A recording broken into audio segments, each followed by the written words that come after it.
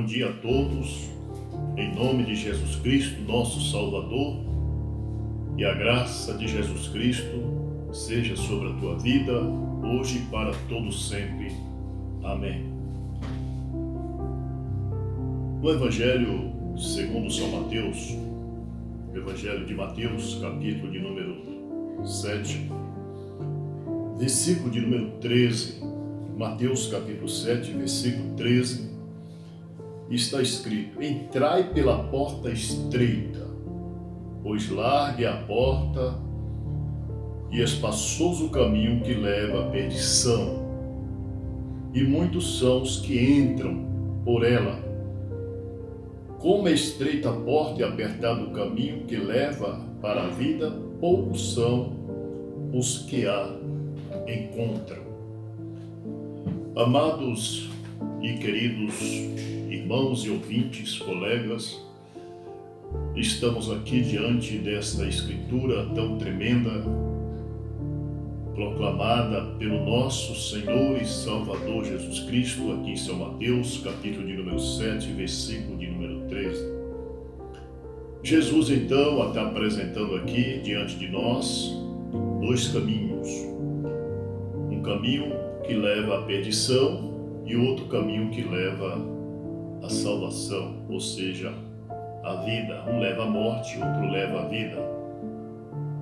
Um leva à morte, outro leva à vida. Os dois caminhos. E quais são esses dois caminhos? Nós devemos lembrar que a Bíblia diz em Provérbio que há caminho que para o homem parece ser certo. Há caminhos que para o homem parece ser certo, mas o fim dele é morte, caminho de morte. Então nem todo caminho reluzente, nem todos os caminhos bonitos, belos, que oferecem coisas aprazíveis aos nossos olhos e aos nossos desejos, quer dizer que é um caminho de prosperidade espiritual, prosperidade, de bênção, de vitória, porque pode ser um atalho, bem mais perto, um caminho que oferece um atalho bem mais perto, mas que vem trazer morte no final. Mas muitas vezes nós temos que abrir nossos olhos, pedir direção a Deus para não entrarmos nesses caminhos largos, que pode nos levar à morte.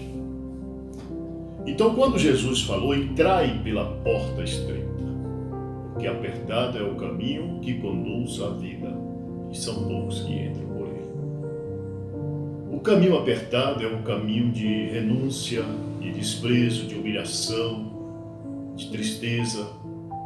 Este é o caminho que Jesus pediu para nós entrarmos, não um caminho folgado, um caminho onde há uma maneira de se folgar, de viver uma vida promíscua, uma vida regalada, como viveu aquele mancebo de qualidade, porque aquele mancebo de qualidade, ou seja, aquele jovem rico, ele andava nesse caminho. A Bíblia diz que ele vivia uma vida regalada, era religioso, nasceu numa religião, num berço religioso, seus pais eram religiosos, E ele fazia tudo, seguia os mandamentos, guardava muitas coisas da lei, mas ele seguia aquele caminho, talvez um caminho triunfante, um caminho onde todos o elogiavam, onde todos o bajulavam por ser o rei, o filho do rei, ou coisa assim. Mas o certo é que um dia ele encontrou com Jesus. E quando ele encontra com Jesus, com as suas bagagens, com as suas hierarquias, com as suas religiões, com seus ensinamentos, Jesus então faz uma pergunta para ele. E porque ele houvera feito uma pergunta para Jesus primeiro. Ele disse para Jesus: bom mestre, o que hei de fazer para entrar no céu, para entrar no reino de Deus? Quando aquele jovem rico faz essa pergunta, ou aquele jovem príncipe faz essa pergunta para Jesus, embora ele vivia uma vida larga, uma vida religiosa, guardando os mandamentos, e ele faz essa pergunta para Jesus: bom mestre, o que é que eu devo fazer para ser salvo? Jesus olhou para ele. Ele era religioso, ele estava seguindo um caminho largo.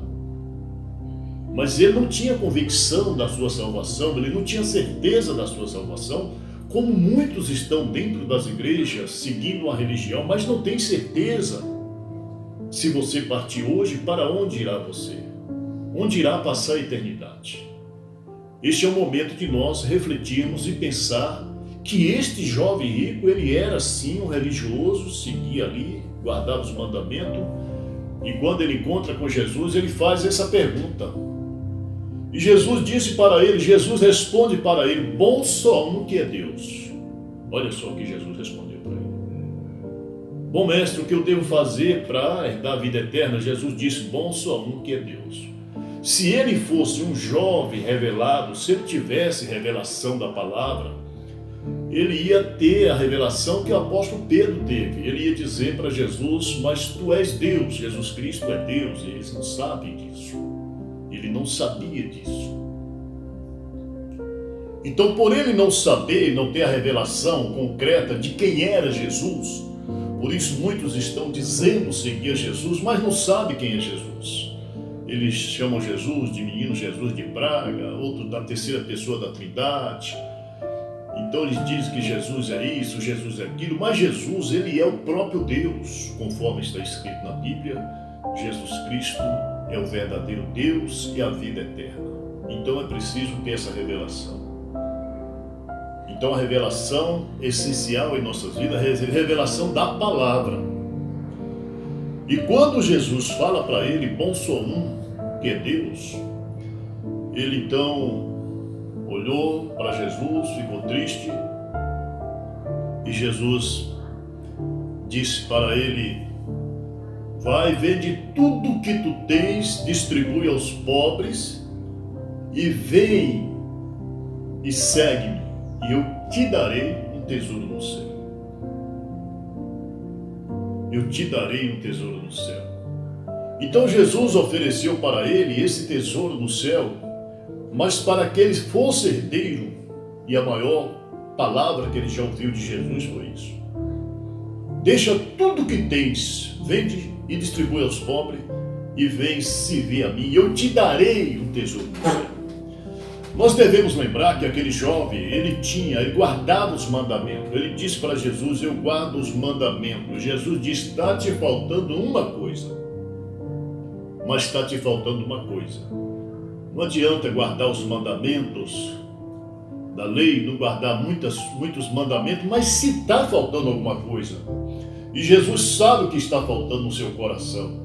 Jesus sabe o que você está faltando com ele. Jesus sabe o que você precisa.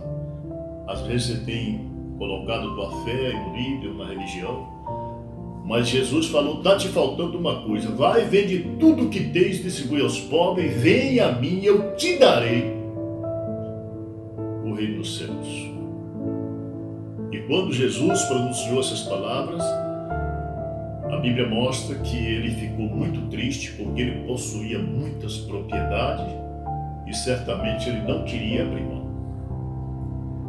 Quantas vezes acontece com nós, com pessoas que não querem abrir mão dos seus luxos, das suas ostentações, dos seus vícios, das suas riquezas, da sua qualidade de vida, porque anda num caminho largo, espaçoso, onde você tem muitos amigos, você tem muitos admiradores, né?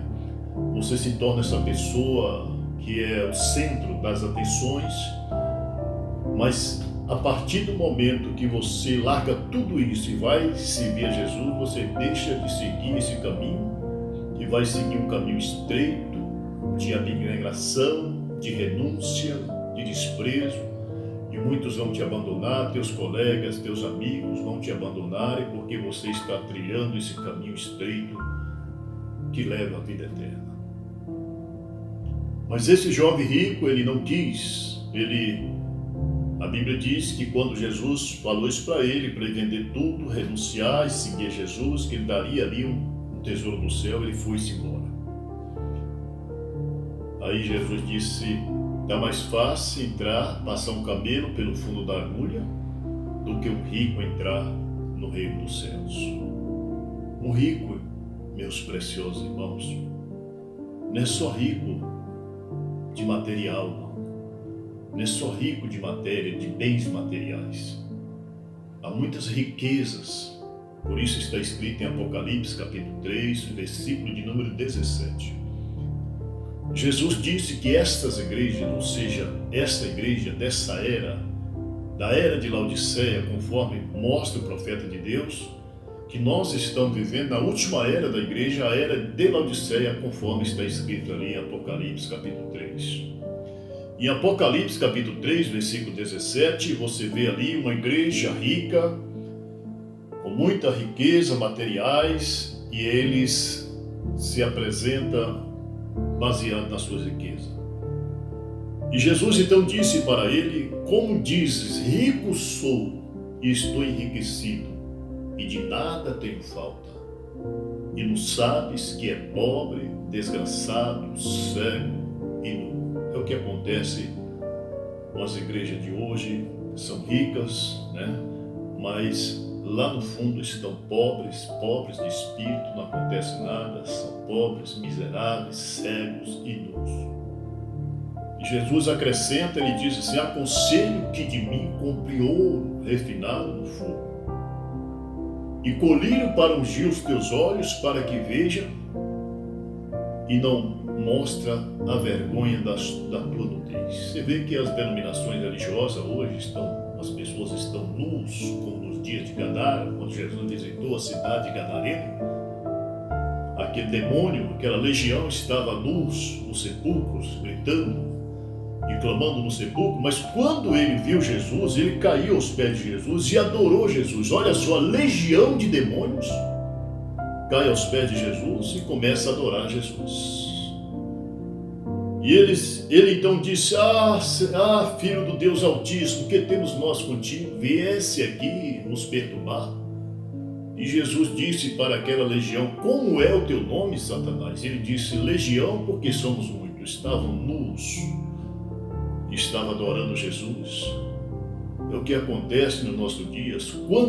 Quantas legiões de demônios religiosos estão nus adorando a Jesus? Mulheres com as roupas imorais, homens com roupas imorais, pessoas com a vida toda suja diante da sociedade, com mau testemunho e com os lábios todo pintados, a vida toda suja, e dizendo: eu sou de Jesus, eu sigo Jesus. Isso não é o caminho estreito.